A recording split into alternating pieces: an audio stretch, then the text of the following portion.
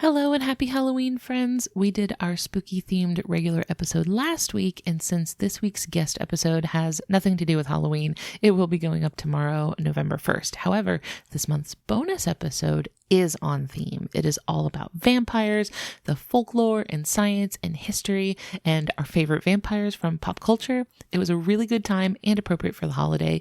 It makes a great pumpkin carving soundtrack. So I wanted to drop the first 10 minutes of that bonus episode here for you all as a bit of a free sample. The full episode is, of course, available right now to all Maximum Fun members, so you can go check that out in your bonus feed. If you're not yet a member, head over to MaximumFun.org/join to get access to all of our bonus content for as little as $5 a month. All right, enjoy.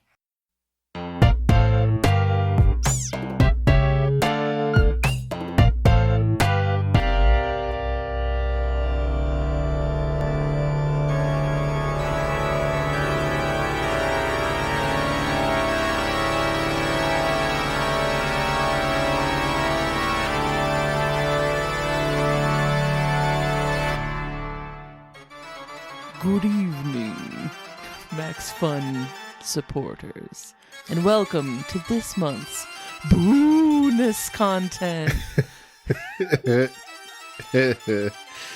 Excellent. You thought you'd heard the last of this goofy voice. Oh no. But this is October, so everything has to be spooky themed. Do you have a response to that? You seem like you have some feelings that you might be. It's going to be battling. a long 30 to 45-ish minutes. Which, of course, you know exactly what we're doing for this bonus episode, right, Christian? The opposite. I know nothing. It's a fun dynamic for the bonus episodes where I prepare something and you have no idea what we're about to record. Yeah, fun for everyone, especially me. Don't worry. This is not, as some previous bonus episodes have been, something where I spring something interactive on you. Oh boy. Not an improv exercise like some of our past ones have been. I would like to talk about... What do you think I'm about to say? Something Halloween themed, perhaps. You're correct, yes. Is it vampire bats? It is vampires! You know me so well. Oh my gosh. Wait, what was the second part of what you said? Vampire bats. Vampire bats? Uh-huh. No, I'm zooming out. Oh. I'm talking about vampires in general. Vampirism. Yes, vampirism. Not just vampire bats, because we have done an episode on vampire bats. It was a very long time ago. It was episode 123, in fact. But I would like to take a look at the human vampire, sort of the mythology and the pop culture and how bats and other animals tie into vampire legends. I'm somewhat prepared for this. Oh, really, Christian? What's your relationship like to bats? No, not bats, vampires. Well, I watched the episode of Drunk History about Vlad the Impaler. Oh, perfect. Very recently. Oh, you're very well. Where did you watch that? When were you watching Drunk History? With Sean and Jennifer. Oh. Now, see, I know who that is, but nobody listening knows who you're talking about. Brother and sister-in-law. It was a compilation. There was also one with Elijah Wood. I didn't know he was in there. I swear you have some sort of like telepathic link to Elijah Wood. This dude like just keeps showing up. He's in everything that you watch. You have some sort of... You and Elijah Wood must have very similar tastes. I don't know. You can't get away from him. Don't worry. I'll be talking about Vlad the Impaler. Oh, good. But maybe you can kind of fill in some in that section over there, based on because you learned it from Drunk History, which is already not like the most reliable source. So now we're getting like third-hand information from a drunk source. But yeah, I would like to talk about vampires. The folklore for vampires actually goes back so much farther than Dracula. Really? Yes. So stories of bloodthirsty demons and monsters have arisen in cultures all over the world. And these stories go all the way back to ancient Mesopotamia. Interesting. Yes. So in Babylonian mythology, there was the demon goddess Lamashtu, who was said to menace particularly mothers and young children. Seemed to be a real sort of childbirth-focused demon. And one of the things that Lamashtu was said to do was drinking people's blood. Lamashtu also had the head of a lion and feet of a bird. So not quite like exactly what you see in like a modern vampire. This was a little less humanoid than our sort of modern vampires. This was like demon goddess, also drank people's blood. Was this perhaps thought of as a way to explain deaths in childbirth? It was definitely like illnesses in like newborns or like any sort of complications that arose either from childbirth or like very, very soon after birth, right? Like those were, I think, a lot of times attributed to the work of this demon goddess.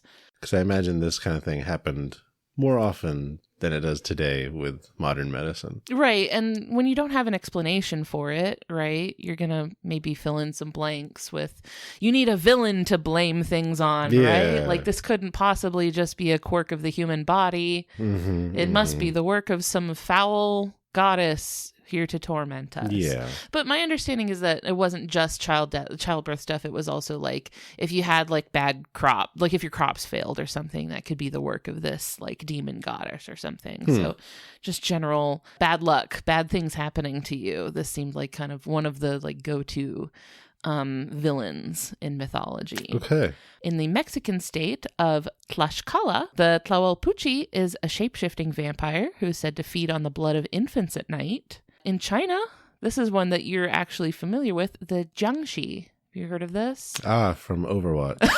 Yes, from Overwatch. And Jeff Kaplan invented this. And Jackie Chan Adventures. I'm so glad you said that because it's in my notes.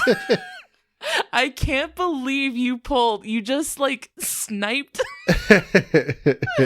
How did you scoop me on this deep Jackie Chan Adventures cut? It's one of the few things I remember about that show is the vampire episode. I actually have another example for you. Well, first let me explain what the Jiangshi is. Yes. Because this is an undead, I think it's kind of like a mix between a vampire and a zombie. Because this is a reanimated corpse. It's a dead person who has come back to life. Usually is depicted with fangs and very long sort of claw-like fingernails, pale skin, sometimes has some like makeup, like clown-like makeup on, I think.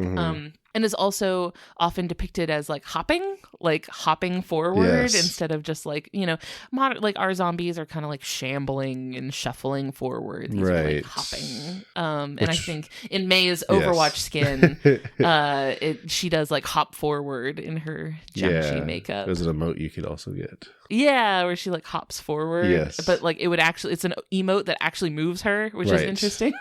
Right. But I actually have another one that will make a lot more sense to you than it does to me. Chaozu from Dragon Ball Z. No. Yeah. Chaozu was supposed to be based on the Jiangshi. I guess that explains the face makeup, but that's it. Yeah. I think like the appearance is supposed to be based on this. It's also like child sized. I don't think that was part of it either, but I don't know. I'm not a big Dragon Ball person, so I didn't know more about that one than me. I didn't see Dragon Ball, the original series. I feel like he might have had a bigger role in that one than he does in Dragon Ball Z. I don't know. Maybe. I don't know. I don't know. I just saw him come up, and I was like, oh, that's something Christian will recognize. So yes, put that barely. in there. But you stole my thunder with the Jackie Chan Adventures thing, because I thought I was gonna get to be like, and it's in this, and you'd be like, whoa, I remember that. You can try it if you want. No, it's not the same. We same-brained too close to the sun, I'm afraid.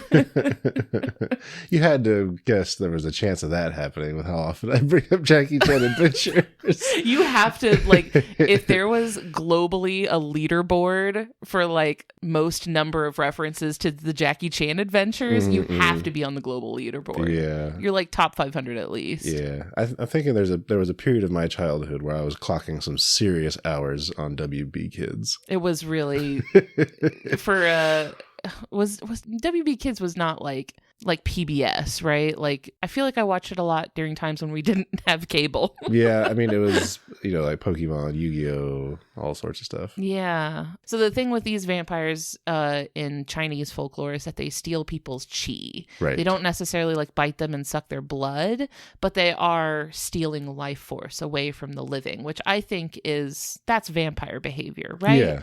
I think that counts. And they're usually like called vampires, like a sort of, they're like translated as vampires. I think they're kind of halfway between a zombie and a vampire. Sure. Those are just like a few examples of vampire adjacent folklore appearing all over the world without necessarily being inspired by or originating with each other, right? It's like all over the world you have these stories about monsters that, are undead people that drink blood.